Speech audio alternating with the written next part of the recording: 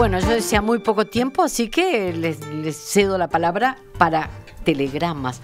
Que el de Juan promete ser larguísimo. Vamos a empezar con él. ¿No? Complicadísimo. Complicado. Bueno. Me encantó eso. A ver, Juan.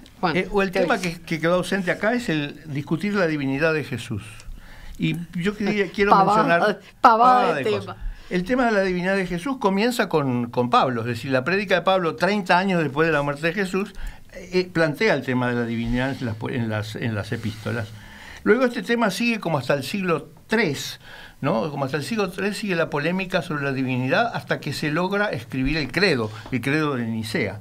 Pero no termina ahí la polémica, porque hasta el siglo VI o VII hubo una polémica muy grande entre los trinitarios, es decir, los que afirmaban la existencia de la Trinidad con los que negaban la existencia de la Trinidad. Esa polémica duró como hasta el siglo VI o VII y triunfó la tesis trinitaria.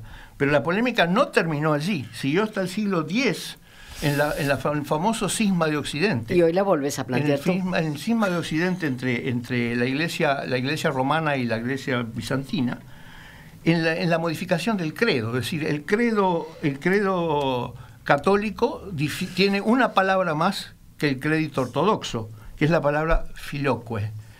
Y es precisamente cuando dice, creo en el Espíritu Santo que proviene del Padre. Eso es lo que decía el credo de Nicea. Y la modificación que le agregan los católicos es y del Hijo, con lo cual se arma un gran problema, porque el Espíritu Santo al mismo tiempo fue quien anunció y provocó la concepción de Jesús, pero al mismo tiempo Jesús era previo a él. De modo que ahí hay un gran problema de la divinidad de Jesús. Bien, no sé si... A ver. Mi telegrama, que no iba a ser, yo iba a ceder mi espacio, pero Juan siempre me provoca. Y en toda esa larga cronología que Juan detalló, que está muy bien, hay un personaje fundamental, que es San Agustín de Hipona, que resolvió el tema del tiempo, explicando el tiempo como una semilla. Se despliega, en la semilla ya está el árbol, y la rama del árbol que se quebrará en el año tanto de su existencia. Todo está, entonces Dios puede estar en el pasado, en el presente y en el futuro. La solución de San Agustín de Hipona para el tiempo, para la fe, son verdaderamente... Agustín es el gran teólogo cristiano, el enorme teólogo cristiano, no cabe la menor duda. Siglo V, aclararlo por las dudas. Yanay, después de Cristo, el africano. Último telegrama para ti, el Pablo y Pablo, el padre. Bueno, primero agradecer haber estado acá y la compañía, desear felices Pascuas y desear Hag Sameach Bekasher para todos los judíos que hoy celebramos la Pascua. Y yo en mi telegrama quiero hacer referencia a un libro maravilloso que es muy conocido, pero para quien no lo leyó todavía, es Sapiens de Harari, de Yuval Noah Harari, que es un judío israelí, ateo, antirreligión es absolutamente, que explica la historia de nuestra especie de una forma muy, muy particular, basada sobre todo en la construcción de grandes narrativas y de hablar de lo que él llama, que me parece una frase fascinante, de aquello que no existe. Y creo que de alguna forma, para creyentes, no creyentes y los que estamos en el medio, un poco lo que hoy hablamos es, bueno, aquello que existió, no existe, la fe, que es la fe, si existe, es tangible, es comprobable, los detalles históricos, si vinimos de Egipto, si Moisés era o no, me parece que dejan de ser relevantes cuando estamos viviendo un día como el de hoy, donde tanta fuerza nos convoca y tanta pasión, hablando de la pasión de Jesús, tanta pasión y tanto involucramiento, ¿no? La cena que vamos a hacer esta noche no es una cena sencilla, es una cena larga, con mucha lectura, con muchas canciones, con muchos dilemas, o sea, y lo mismo todos estos 3 días que van a vivir ahora los cristianos. Quiere decir que todo esto está cargado de muchísima significación. Entonces recomiendo mucho la lectura de Sapiens y también recomiendo mucho la lectura de Judas de Amos Oz. Estoy seguro que ambos libros se encuentran en las librerías de Montevideo. Última palabra, padre Bonavía. Bueno, lo primero es agradecerles a los contertulios y a Graciela. Rosario, perdón.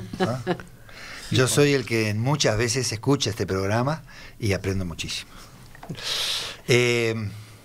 Y yo también me voy a animar a recomendar 2 libros.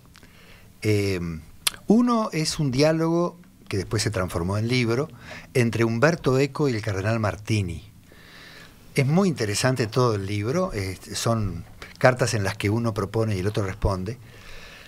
Y en un momento el cardenal Martini dice: nosotros los creyentes muchas veces dudamos, pero la duda forma parte del crecimiento en cualquier proceso, también de fe, porque en la fe se nos mezcla lo recibido y lo impuesto casi sin darnos cuenta por nuestras categorías que después las divinizamos. Y entonces Umberto Eco le responde, y me pareció fantástica.